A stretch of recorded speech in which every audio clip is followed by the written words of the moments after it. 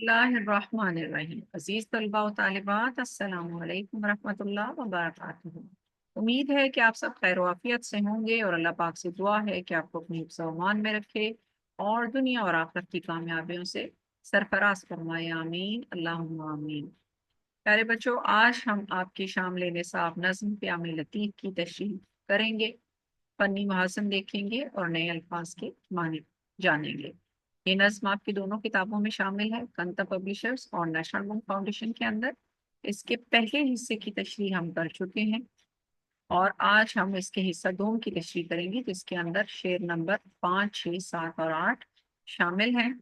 और इस वीडियो के अंदर पहली वीडियो का लिंक भी जो है डिस्क्रिप्शन में डाल दिया जाएगा, जो पहले हिस्से की तशरीह हम कर चुके हैं। तो आइए हम शुरू करते हैं शेर नंबर 5 से। तेरी ही जात अव्वलो आखिर, तू ही कायम है और तू ही कदीम। तुझसे वाबस्ता हर तमन्ना है, तेरा ही आसरा है रब्बे करीम। बहुत खूबसूरत शेर है। पहले हम अल्फाज के मानी देखेंगे, फिर तशरीह की जानिब जाएंगे। अल्फाज मानी में पहला लफ्ज हमारे पास है अव्वल। अव्वल से मुराद है पहला, फर्स्ट वन। ठीक है। उसके बाद दूसरा लफ्ज है आखिरी, जैसे कि आप सबको पता है, बाद में आने वाला, आखिर में आने वाला या आखिर में रह जाने वाला, आखिरी। कदीम, कदीम से मुराद है पुराना, बहुत बहुत ओल्ड। और उसके बाद जो है वबस्ता, वबस्ता से मुराद है जुड़ा हुआ या ताल्लुक और ख्वाहिश। उसके बाद आसरा, आसरा कहते हैं बच्चों सहारा। और करीम, करीम से मुराद है करम करने वाला, करम करने वाला या मेहरबानी करने वाला। तो इस शेर में शायर कहते हैं कि खुदा की जात अव्वल है, यानी उस वक्त से है जब कुछ ना था। अल्लाह ही अव्वलो आखिर है, यानी कि सबसे पहला भी अल्लाह ही है और सबसे आखिरी भी अल्लाह ही है। उसकी कोई इब्तदाओ इंतहा नहीं। अल्लाह कब से है कोई नहीं जानता और अल्लाह की इंतहा नहीं है, ये हम सब जानते हैं। और यानी जब हर चीज फना हो जाएगी, उस वक्त भी अल्लाह की ज़ाते मुबारका ही रहेगी। कायनात की तमाम चीजें फानी हैं, सब कुछ फना हो जाएगा, हर चीज को मौत आएगी, कुल्लु नफ्सिन जायकातुल मौत। लेकिन अल्लाह की ज़ात है जो कायम और दायम है, और तमाम कायनात को खत्म करने के बाद नए सिरे से जन्नत में लोगों को दाखिल किया जाएगा और दोज़ख में दाखिल किया जाएगा। हिसाब किताब के मामले होंगे। जैसे कि इरशाद बारी ताला है, वही अव्वल है और आखिर है और जाहिर है और बातिन है, और वो सब कुछ जानता है। यानी कि अल्लाह ही सबसे पहले है, अल्लाह ही सबसे आखिर पर है। और अल्लाह हमें नजर भी आता है और अल्लाह छुपा हुआ भी है। और अल्लाह हर चीज से वाकिफ है, अल्लाह हर चीज का इल्म रखने वाला है, जानने वाला है। उन सब बातों से जो हम जाहिर तौर पर करते हैं और उन सब चीजों से जो छुपी हुई हैं।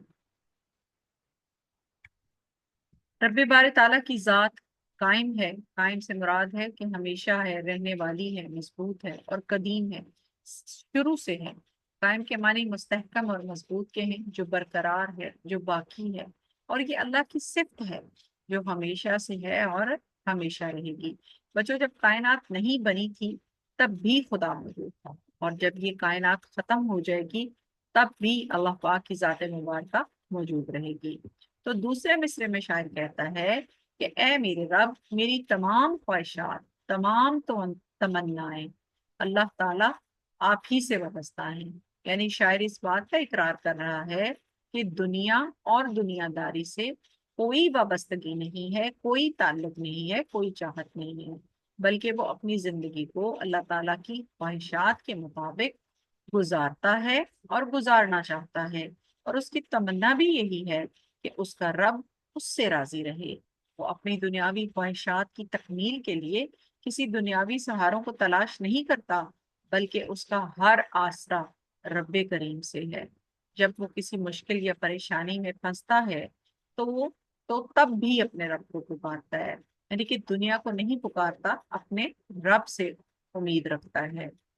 इरशाद बारी ताला है, और अगर अल्लाह तुझे कोई तकलीफ पहुंचाए तो उसके सिवा कोई दूसरा और मदद करने वाला नहीं, या कोई दूसरा दूर करने वाला नहीं है। यानी कि अगर अल्लाह ताला की तरफ से कोई नसीबों में तकलीफ लिखी है तो कोई दूसरा उसको दूर नहीं कर सकता है। यही अकीदा दीन की इब्तदा और इंतहा भी है, और यही सबक शायर ने भी हमें दिया है کہ نفع و نقصان، خوشی غمی، ہر لمحہ ہمیں اللہ پر بھروسہ کرنا چاہیے اور اسی سے امید رکھنی چاہیے۔ دنیا کا کوئی بھی انسان ہمیں نہ نفع پہنچا سکتا ہے نہ نقصان پہنچا سکتا ہے، اور نہ ہی کسی غم و خوشی کا باعث بن سکتا ہے۔ سب اللہ کی طرف سے ہے، وہی ہماری تکلیفیں اور دکھ درد دور کرنے والا ہے۔ تو بچوں شعر نمبر 6 ہم دیکھتے ہیں۔ کم ہے جتنی کریں تیری توصیف، تو ہی اعلیٰ ہے اور تو ہی علیم، والی شش جہات واحد ذات، رزاق کائنات رب رحیم۔ الفاظ کے معنی اعلیٰ، اعلیٰ سے مراد ہے عمدہ، بہترین، بہت بلند مقام والا۔ دوسرا لفظ ہمارے پاس توصیف، توصیف سے مراد ہے تعریف، خوبی، صفت۔ والی کہتے ہیں بچوں آقا، مالک یا بادشاہ کو، اور رازق، رازق سے مراد ہے رزق دینے والا، عطا کرنے والا۔ اور شش جہات، شش جہات سے مراد ہے بچوں 6 اطراف، یعنی کہ تمام دنیا، ہر طرف۔ اور رب، رب سے مراد پالنے والا، اور رحیم کہتے ہیں رحم کرنے والا۔ تو بچوں شاہ عبد اللطیف بھٹائی صوفی شاعر تھے، اور آپ نے زندگی بھر کسی کو غضب نہیں پہنچایا، مطلب تکلیف نہیں پہنچائی۔ آپ تبلیغ کے سلسلے میں روزانہ کئی کئی میل پیدل سفر کرتے اور راستے میں آنے والے گاؤں کے لوگوں کو دین کی دعوت دیتے۔ آپ نے تمام عمر قرآنی تعلیمات کے فروغ و اشاعت کے لیے جدوجہد کی، یعنی کہ کوشش کی قرآن کو اور قرآن کے اندر بتائی گئی باتوں کو پھیلانے میں، اس کی تبلیغ کے لیے آپ نے کوشش کی۔ آپ کی شاعری میں بابا بلے شاہ، حضرت سلطان باہو اور رحمان بابا کے کلام سے ہم آہنگی پائی جاتی ہے، اور آپ نے اپنی شاعری سے لوگوں کو صوفیانہ تعلیم دی۔ اس شعر کے اندر آپ کہتے ہیں کہ اے میرے رب، اے میرے مالک، میں تیری جتنی تعریف کروں وہ کم ہے۔ اللہ، تیری ذات وحدہ لا شریک ہے، تیری ذات اعلیٰ و عرفہ ہے، تجھ سا کوئی نہیں، تیرا کوئی ہمسر نہیں۔ کائنات کا اگر بغور مشاہدہ کیا جائے تو ہر شے اس کے حکم کے تابع ہے، اس کی مرضی کے بغیر ایک پتا بھی نہیں ہل سکتا، کیونکہ وہ علیم ہے اور وہ ہمارے ہر ارادے اور سوچ سے باخبر ہے۔ وہ انسان کی شعراء سے زیادہ قریب ہے، یعنی کہ دنیا کی ہر چیز سے زیادہ اللہ ہمارے قریب ہے، اور اللہ کا مقابلہ کائنات کی کسی چیز کے ساتھ نہیں ہے۔ وہ بھی جانتا ہے جو دنیا کا کوئی انسان، ہمارے ارد گرد کھڑا، ہمارے پاس بیٹھا انسان بھی نہیں جان سکتا۔ اللہ ہمارے دل سے، ہمارے ارادے سے، ہمارے سوچ سے، ہر چیز سے باخبر ہوتا ہے۔ تو شاعر کہتے ہیں زمین میں گر گیا لا انتہا کیوں ہوا، جو سمجھ میں آ گیا پھر وہ خدا کیوں کر ہوا۔ یعنی کہ جو زمین کے اندر موجود ہے اور اس کی انتہا ہے، اور جو سمجھ میں آ جائے وہ خدا کی ذات نہیں ہو سکتی۔ تو اس دوسرے مصرے کو ہم دیکھتے ہیں۔ دوسرے مصرے میں شاعر کہتا ہے کہ خداوند کریم کی ذات جو ہے وہ شش جہت ہے، یعنی کہ وہ تمام کائنات میں موجود ہے، ہر جگہ ہر چیز پہ موجود ہے۔ اگرچہ اللہ کا کوئی مادی وجود نہیں ہے کہ جس میں ہم کہیں کہ یہ جو صورت نظر آ رہی ہے، یہ جو چیز نظر آ رہی ہے اس میں اللہ ہے، ایسا نہیں ہے، لیکن کائنات میں موجود نشانیوں سے ہم اسے جان جاتے ہیں۔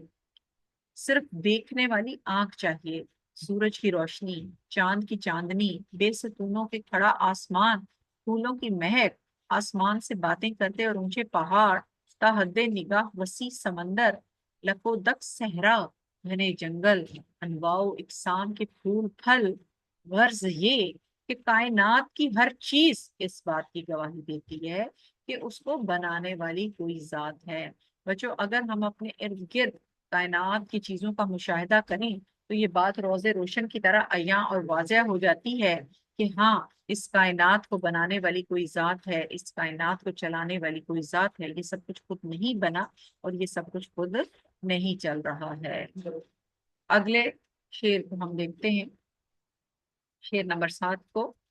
کامل ایمان کے ساتھ جس نے دل سے مانا، زبان سے مانا، جس کی خاطر بنی ہے یہ دنیا، اس محمد صلی اللہ علیہ وآلہ وسلم کا مرتبہ جانا۔ تو ہمارے شاعر شاہ عبد اللطیف بھٹائی بر صغیر کے عظیم شاعر تھے۔ آپ نے اپنی شاعری کے ذریعے اللہ اور اس کے رسول صلی اللہ علیہ وآلہ وسلم کے پیغام کو عام لوگوں تک پہنچایا۔ آپ نے سندھی شاعری کے ذریعے لوگوں کی اصلاح کی اور اپنی شاعری کے ذریعے اسلام کی تبلیغ کی۔ حقیقت بھی یہی ہے، اور ہندوستان میں اسلام پھیلانے والے سلطان و شہنشاہ نہیں بلکہ یہی بزرگان دین اور صوفیہ کرام تھے جن کی وجہ سے یہاں پر اسلام پھیلا اور آپ لوگوں نے اسلام کی تبلیغ یہاں پر کی۔ اس شعر میں شاعر کہتا ہے کہ جس نے یقین کے ساتھ زبان اور دل سے مانا کہ اللہ ایک ہے اور اس کا کوئی شریک نہیں، وہ ہمیشہ سے ہے اور ہمیشہ رہے گا، اور وہ خالق کائنات ہے، نہ وہ کسی کا باپ ہے اور نہ کسی کا بیٹا، اور اس کا کوئی ہمسر نہیں ہے، وہی شخص ایمان والا ہے۔ جو انسان ان باتوں پر ایمان رکھتا ہے وہی مومن ہے، وہی ایمان والا ہے۔ اس شعر میں شاعر حضور صلی اللہ علیہ وآلہ وسلم کی شان و عظمت بیان کرتے ہوئے کہتے ہیں کہ ہر وہ شخص جس کا ایمان کامل ہے وہ اپنے دل اور زبان کے ساتھ اقرار کرتا ہے کہ ہمارے نبی صلی اللہ علیہ وآلہ وسلم اس دنیا کی تخلیق کا سبب ہیں۔ اگر اللہ تعالیٰ آپ صلی اللہ علیہ وآلہ وسلم کو پیدا نہ فرماتا تو یہ کائنات ہی پیدا نہ فرماتا۔ جیسے کہ ارشاد باری تعالیٰ ہے، اللہ کی طرف سے فرمان ہے کہ اگر میں حضور کو تخلیق نہ کرتا تو کائنات کو تخلیق نہ کرتا۔ تو بچے اس سے مراد یہ ہے کہ دنیا، یہ دونوں جہان، اس میں موجودات آپ صلی اللہ علیہ وآلہ وسلم کی بدولت وجود میں لائی گئی ہیں۔ ہر چیز آپ کی وجہ سے تخلیق کی گئی ہے۔ تو جو لوگ اللہ کی وحدانیت اور خاتم النبیین صلی اللہ علیہ وآلہ وسلم کی رسالت کا دل و زبان سے اقرار کرتے ہیں یہی ایمان والے ہیں۔ اور اللہ تعالیٰ نے جب تمام روحوں کو عالم ارواح میں اکٹھا کیا تھا، ہم سب سے پوچھا تھا کہ تمہارا رب کون ہے؟ قالوا الست بربکم، تو ہم سب نے کہا تھا کہ تو ہی ہمارا رب ہے، تو سب نے اقرار کیا تھا۔ قرآن مجید میں ارشاد ہوتا ہے کہ اگر تمہیں اللہ سے محبت ہے تو آپ صلی اللہ علیہ وآلہ وسلم کی اتباع کرو، اللہ بھی تم سے محبت کرے گا۔ اس شعر میں شاعر نے آپ صلی اللہ علیہ وآلہ وسلم کا رتبہ پہچاننے کا ذکر کیا ہے اور کہا ہے کہ اللہ کے نبی صلی اللہ علیہ وآلہ وسلم کے رتبے کو، مقام کو پہچانو۔ آپ خاتم النبیین ہیں، آپ کے بعد نبیوں کا سلسلہ ختم ہو چکا ہے، آپ صلی اللہ علیہ وآلہ وسلم کے بعد کوئی نبی نہیں ہے، اور آپ کی بدولت ہم ہیں، یہ جہان ہے، اور اس جہان میں سب موجودات ہیں، اور آپ صلی اللہ علیہ وآلہ وسلم کا رتبہ اور مقام اور درجہ سب سے بلند ہے، اور آپ کے بعد، اللہ کے بعد آپ صلی اللہ علیہ وآلہ وسلم کی ذات سب سے اعلیٰ و ارفع ہے۔ اچھا، شعر نمبر 7 دیکھتے ہیں ہم۔ فوقیت اس کو دوسروں پہ ملی، اپنی ہستی کو اس نے پہچانا جس نے اس قادر حقیقی کو وحدہ لا شریک گردانا۔ تو شاہ عبد اللطیف بھٹائی، جیسا کہ آپ سب جانتے ہیں، بر صغیر کے عظیم شاعر تھے۔ آپ نے اپنی شاعری کے ذریعے اللہ اور اس کے رسول صلی اللہ علیہ وآلہ وسلم کے پیغام کو لوگوں تک پہنچایا۔ آپ نے سندھی شاعری کے ذریعے لوگوں کی اصلاح کی اور اپنی شاعری کے ذریعے اسلام کی تبلیغ کی، اور حقیقت بھی یہی ہے کہ ہندوستان میں اسلام پھیلانے والے وہاں کے سلطان اور شہنشاہ نہیں تھے بلکہ یہی بزرگان دین اور صوفیاء کرام تھے۔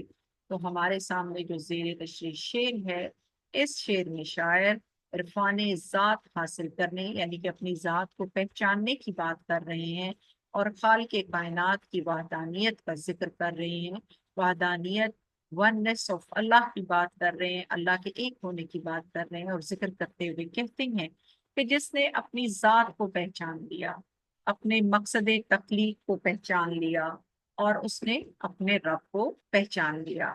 مجھے کس نے پیدا کیا؟ کیوں پیدا کیا؟ دنیا میں کس نے بھیجا؟ ان سوالات کے جوابات عرفان ذات اور عرفان خدا تک پہنچاتے ہیں۔ جیسے کہ حدیث شریف کے الفاظ ہیں کہ جس نے اپنے آپ کو پہچان لیا اس نے اپنے رب کو پہچان لیا۔ یعنی کہ جو شخص اپنی ذات کو پہچان لیتا ہے کہ مجھے کیوں بنایا گیا، مجھے کس طرح بنایا گیا، مجھے کس لیے یہاں بھیجا گیا، تو وہ اپنے خالق تک پہنچ جاتا ہے، وہ اپنے بنانے والے تک پہنچ جاتا ہے۔ تو انسان کو کس نے بنایا اور کیسے پیدا کیا؟ یہ آنکھ، ناک، کان، ہاتھ، پاؤں کس نے عطا کیے؟ رہنے کے لیے زمین اور کھانے کے لیے رزق دیا؟ اور کس نے بدل بدل کر آنے والے موسم بنائے؟ کون مٹی کی تاریکی میں پال کر اس سے فصلیں اگاتا ہے؟ یہ سورج کس کا ہے اور چاند کس کا ہے؟ رات اور دن کے بدلنے میں اور چاند کے گھٹنے بڑھنے میں اہل غور و فکر کے لیے نشانیاں ہیں۔ بے شک کائنات کی ہر چیز جو ہے وہ گواہی دیتی ہے کہ اس کو کوئی بنانے والی ذات ہے، اور مظاہر فطرت میں، نیچر میں ایسی نشانیاں جا بجا ہر جگہ پر بکھری پڑی ہیں، موجود ہیں، جن نشانیوں سے ہم اپنے رب کو پہچانتے ہیں۔ یوں انسان اپنی ذات اور کائنات کی تخلیق سے، مقصد تخلیق سے اپنے رب کی معرفت حاصل کر سکتا ہے۔ اور جو یہ پہچان حاصل کر لے اور وہ دنیا میں آنے کا سبب جان لیتا ہے یا جان لے، وہ اللہ کا تابع فرمان بندہ بن جاتا ہے۔ پھر وہ تقوی اختیار کر کے مکرم بن جاتا ہے، خاص بندہ بن جاتا ہے، اللہ کا بندہ بن کر فوقیت والا بندہ بن جاتا ہے، بڑے رتبے والا بندہ بن جاتا ہے، جو اپنے مقصد تخلیق کو جان لیتا ہے اور اللہ کا قرب حاصل کر لیتا ہے۔ تو شاعر کہتا ہے کہ اللہ کی ذات اور صفات میں اللہ وحدہ لا شریک ہے، اللہ بے نیاز ہے، نہ تو وہ کسی کا باپ ہے، نہ کسی کا بیٹا، نہ اس کا کوئی ہمسر ہے، اور کوئی چیز اس کی برابری نہیں کر سکتی۔ اور یہی الفاظ سورہ اخلاص میں بھی اللہ تعالیٰ نے فرمائے ہیں۔ شاعر کہتا ہے کہ وہ خالق ہے اور باقی سب مخلوقات ہیں اس کی، وہ قادر مطلق ہے اور وہ قادر حقیقی ہے، ہر چیز پر قادر ہے، وہ جو چاہے کر سکتا ہے، ہر شے اس کے قبضہ قدرت میں ہے، کوئی بھی چیز اس کے ہاتھ سے باہر نہیں ہے، اس کی مرضی کے بغیر ایک پتا تک نہیں ہلتا، صرف وہی عبادت کے لائق ہے۔ وہ ہر شے پر محیط ہے، ہر شے پر پھیلا ہوا ہے۔ ہمیں اللہ کے بتائے ہوئے راستے پر چلنا چاہیے اور اسی کی رضا کا متلاشی رہنا چاہیے، تاکہ دنیا اور آخرت میں ہم سرخرو ہو سکیں، دنیا اور آخرت کی کامیابیاں ہم سمیٹ سکیں۔ آمین۔ تو بچوں، امید ہے آپ کو آج کی تشریح جو ہے وہ سمجھ آئی ہوگی۔ اب آپ اس نظم کو دوبارہ سنیں، سمجھیں اور اپنے الفاظ میں اس کی تشریح لکھنے کی کوشش کریں، اور اس چینل کو سبسکرائب کریں، لائک کریں، شیئر کریں، اور نئی ویڈیوز کے لیے گھنٹی کا بٹن ضرور دبائیں۔ بہت شکریہ۔ اللہ حافظ، اپنا بہت خیال رکھیے۔ اللہ حافظ۔